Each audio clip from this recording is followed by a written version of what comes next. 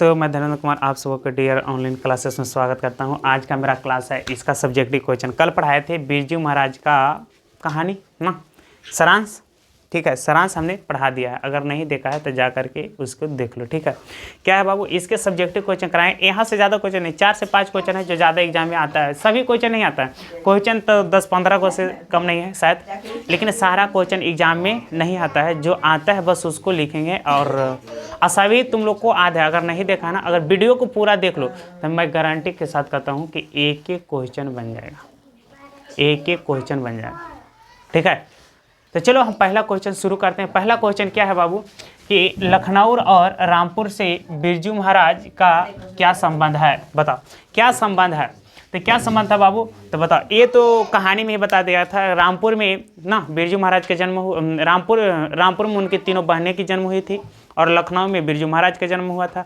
और उनके पिताजी 22 वर्ष लखनऊ में रहे थे और उनको कई वर्षों से आना जाना होता था ना, कई वर्षों से। वही आंसर में भी लिखा हुआ होगा। देखो देखते हैं क्या आंसर है। लखनऊ और रामपुर के बीच बिरजू महाराज का गहरा संबंध था। कल हमने बताया था क्या संबंध था बाबू, गहरा संबंध था, क्योंकि उनकी तीनों बहनों का जन्म रामपुर में एवं बिरजू महाराज का जन्म लखनऊ में हुआ था। और बिरजू महाराज का भी कई बार लखनऊ आना जाना होता था। काफ़ी अच्छा आंसर लिखा है, लिख के आना, 2 में 2 नंबर पक्का देगा। ठीक है, तो काफ़ी आंसर है। ये हो गया, सारा तुमको याद है। ठीक है, खाली बस देखना है, एक बार जरूर पढ़ लेना घर में नोट डाउन करके। ठीक है, नेक्स्ट हमारा क्या बाबू, किनके साथ नाचते हुए बिरजू महाराज को पहली बार प्रथम पुरस्कार मिला था। बताओ किनके साथ नाचे थे। तो हमने बताया था कहानी में कि वे अपने पिता और चाचा के साथ कलकत्ता में नाचे थे 8 वर्ष की आयु में, तो उनको प्रथम पुरस्कार मिला था। हो गया आंसर, यही आंसर भी होगा, यही आंसर भी होगा। हमने क्या लिखा है, देखो क्या लिखा है, जब वे नहीं, यहाँ से बिरजू महाराज को मात्र 8 वर्ष की आयु में प्रथम पुरस्कार मिला था। कल कहानी में ही बता दिया था, कल कहानी में ही बता दिया था। ठीक है, क्या बताया बाबू, बिरजू महाराज को मात्र 8 वर्ष की आयु में प्रथम पुरस्कार मिला था जब वे अपने पिताजी और चाचा के साथ कलकत्ता में नाचे थे, तो उनको प्रथम पुरस्कार मिला था। सोचो, काफ़ी अच्छा आंसर है, लिख के आना। काफ़ी आसान है, याद नहीं करना पड़ेगा ज़्यादा। फिर नेक्स्ट हमारा क्या है बाबू, नेक्स्ट क्वेश्चन है, बिरजू महाराज के गुरु कौन थे और उनका संक्षिप्त परिचय दे। बिरजू महाराज के गुरु कौन थे, उनका संक्षिप्त परिचय दे। तो ये भी याद हो गया यार। क्या है, बिरजू महाराज के गुरु उनके पिताजी थे, उन्हीं से बिरजू महाराज ना, उसके पिताजी थे ना, क्योंकि उन्हीं पिताजी जहाँ जाते थे वहाँ लेके जाते थे और नृत्य आने के नर्तक थे, मतलब सिखाते थे, डांस करते थे, प्रोग्राम करते थे, मुंबई, कोलकाता, देहरादून, सारा जगह करते थे। ठीक है, तो क्या बाबू, उन्हीं से बिरजू महाराज नृत्य सीखा था। बिरजू महाराज क्या कहते हैं, अपने पिताजी से ही डांस सीखे थे। ठीक है, नृत्य सीखे थे। ठीक है, बिरजू महाराज के पिता नर्तक थे। बिरजू महाराज के पिता कोई थे, नर्तक थे बाबू। क्या थे, नर्तक। वह स्वभाव से बहुत ही अच्छे आदमी थे। अब वे अपना सुख दुख दूसरों के साथ साझा नहीं करते थे। बस जैसे जैसे बताए थे वैसे वैसे हमने आंसर भी लिखा है। और नेक्स्ट हमारा क्वेश्चन है, लिखते हैं। नेक्स्ट क्वेश्चन क्या है बाबू, नेक्स्ट क्वेश्चन क्या है, हाँ, बिरजू महाराज ने नृत्य की शिक्षा किससे और कब देनी शुरू की थी ना। इन्होंने शिक्षा आने की ट्यूशन खोला था ना, किसको आने की, जब शिक्षा देते थे ना, जब किसी को डांस या सिखाते थे तो उसके बारे में वह इनको पढ़ाता था ना। तो सीताराम बागला नाम हम बताए थे, सीताराम बागला नाम का एक व्यक्ति था, बहुत अमीर घर का आदमी था। जब उसको यह डांस बताते थे ना बिरजू महाराज, तो वह इसको क्या सिखाता था, पढ़ाता था। ठीक है, तो उसी के बारे में बोला है। तो क्या कहता है, बिरजू महाराज नृत्य की शिक्षा किससे और कब देनी शुरू की थी। तो देखो क्या है, कब देनी शुरू की थी। तो बिरजू महाराज ने नृत्य की शिक्षा सीताराम बागला नाम के एक लड़के को देनी शुरू की थी जब बिरजू महाराज हाई स्कूल में पढ़ते थे। काफ़ी शानदार आंसर है। पूछा था ना, पूछा क्या बाबू, कब देनी शुरू किए थे, जब वो हाई स्कूल में पढ़ते थे तब। फिर पूछा बाबू बिरजू महाराज नृत्य की शिक्षा किससे देने शुरू की थी, तो सीताराम बागला को देनी शुरू की थी। ऑब्जेक्टिव भी बनेगा यहाँ से। ठीक है, तो याद करना। ठीक है, नेक्स्ट हमारा क्वेश्चन है, क्या है हमारा क्वेश्चन, बिरजू महाराज कौन कौन से वाद्य यंत्र बजाते थे। ठीक है, बिरजू महाराज कौन कौन से वाद्य यंत्र बजाते थे।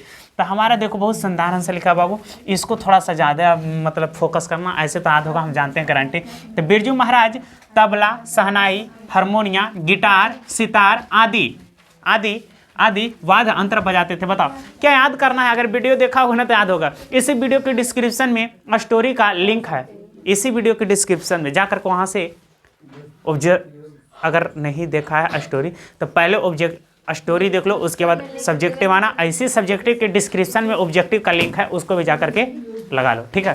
चलो नेक्स्ट हमारा क्या बाबू,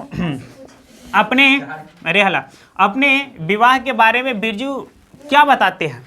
अपने विवाह के बारे में बिरजू क्या महाराज बताते हैं, तो बताते हैं बाबू, अब बिरजू महाराज अपने विवाह के बारे में बताते हैं कि उनका विवाह मात्र 18 वर्ष की आयु में हो गई थी, जिससे वह उचित नहीं मानते थे लिखना। हाँ, ऐसी को बताते थे जिसे वह उचित नहीं बताते थे। ठीक है, आंसर लिखा हुआ, ठीक है, जिसे वह उचित नहीं बताते थे, विवाह को उचित नहीं बताते थे। नेक्स्ट हमारा क्वेश्चन है, बिरजू महाराज की अपनी शागिर्द के बारे में क्या राय है। शागिर्द के बारे में क्या राय है, तो बताओ। देखो हमारा आंसर है, बिरजू महाराज अपने शागिर्द के रूप में शाश्वती, देखो ना याद रखना, शाश्वती नाम की लड़की को बताते हैं। अपने पूछा गया क्वेश्चन है कि बिरजू महाराज अपने शागिर्द के बारे में क्या राय है, तो बताते हैं, क्या बताते हैं, बिरजू महाराज अपने शागिर्द के रूप में शशावती नाम की लड़की को बताते हैं। शशावती नाम की लड़की थी, उसको बताए थे। ठीक है, याद रखना, ऑब्जेक्टिव भी बनेगा। ठीक है, ठीक है। सरगीदा के बारे में जैसे पूछ देगा तो बता देना शशावती, कुछ बताना है, शशावती नाम की लड़की थी। ठीक है, नेक्स्ट हमारा, और ये है हमारा पंडित बिरजू महाराज का सारा क्वेश्चन हमने करा दिया। जितना क्वेश्चन पूछता है एग्जाम से रिलेटेड है मैंने सारा करा दिया। ये जो है ना, ये सब, ये एक है परंपरा का मूल्यांकन का, हमने परंपरा का सब्जेक्टिव कम नहीं डाले हैं। ठीक है, क्यों, क्योंकि उसमें ज़्यादा क्वेश्चन नहीं एग्जाम में आता है, 1 से 2 है जो ज़्यादा आता है, तो उसमें से बस एक ही हमको लग रहा है कि आएगा एग्जाम में, आएगा तो यही आएगा। ठीक है, चलो तो इसको याद कर लेना। आप बाकी परंपरा के बारे में देख लेना जाकर के वीडियो। ठीक है, वहाँ से अगर नहीं भी हमको सब्जेक्ट लिखा है तो गारंटी 100% कहते हैं कि लिख देगा तुम। ठीक है, देख लेना। ठीक, तो क्या कहते हैं, एक ही क्वेश्चन लिखे हैं परंपरा के मूल्यांकन से। क्या लिखा है, परंपरा का ज्ञान किसके लिए सबसे ज़्यादा आवश्यक है और क्यों। बोला है परंपरा का ज्ञान किसके लिए सबसे ज़्यादा आवश्यक है और क्यों। तो परंपरा का ज्ञान उन लोगों के लिए, लेखकों के लिए, चिंतकों के लिए सबसे ज़्यादा आवश्यक है। क्यों, क्योंकि वह लेखक बनेंगे यार, ज्ञान नहीं रहेगा तो लिखेंगे क्या ना। तो यही सब के बारे में बताया गया है। ठीक है, तो देखो देखते हैं आंसर में क्या लिखा है। आंसर में है, साहित्य की परंपरा का ज्ञान उन लोगों, लेखकों, चिंतकों के लिए सबसे ज़्यादा आवश्यक है, सबसे ज़्यादा आवश्यक है, जो लोग साहित्य के युग में परिवर्तन करना चाहते हैं। साहित्य के युग में क्या करना चाहते हैं बाबू, परिवर्तन करना चाहते हैं, क्रांतिकारी साहित्य लिखना चाहते हैं, उनके लिए साहित्य की परंपरा का ज्ञान होना अति आवश्यक है। बस यही था हमारा सारा सब्जेक्टिव क्वेश्चन। अगर नहीं देखा ना फुल स्टोरी, इस वीडियो के डिस्क्रिप्शन में लिखा जाकर के बिरजू महाराज का जीत मैं निर्खत हूँ का पूरा वीडियो देखो, उसके बाद आना सब्जेक्टिव पे। मैं गारंटी लेता हूँ सारा सब्जेक्टिव आना हो। ठीक है, अगर वीडियो अच्छा लगा हो तो वीडियो को लाइक करो और चैनल को सब्सक्राइब करो और दोस्तों के पास भी शेयर करो। ठीक है, मिलते हैं नेक्स्ट वीडियो में।